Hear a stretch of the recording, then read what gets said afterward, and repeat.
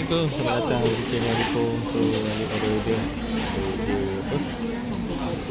apa? Popiah basah. Dia goreng ada coming soon. Dekat SS Ali Ipoh dekat Medan Singga Datuk Tahwil lah. Pada Ipoh rasa tu. Kita nak tunggu yang goreng ni. Satu set RM7 ya guys. Satu set RM7. Nak mucuk ni agak liat lah. Dia basah.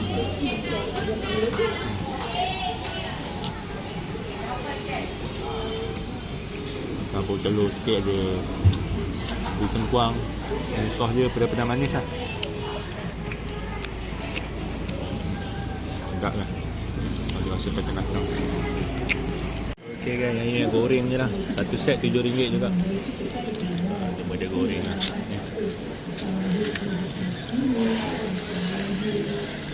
Ini sos dia sedap.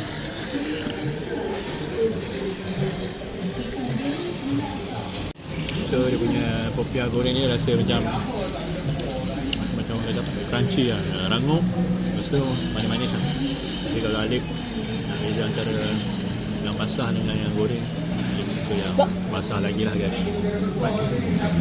SS Ali ni popiah dia buka hari Selasa sampai Ahad lah. Paling elok datang petang dah pukul 5 tu dah ada lah guys. Ni taman kanak-kanak ataupun taman Datuk Tahwil lah. So kat sini orang panggil taman kanak-kanak.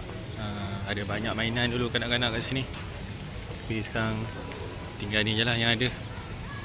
So menara pun dah agak apa, usang sikit lah kan. Skrin dia ada rosak-rosak.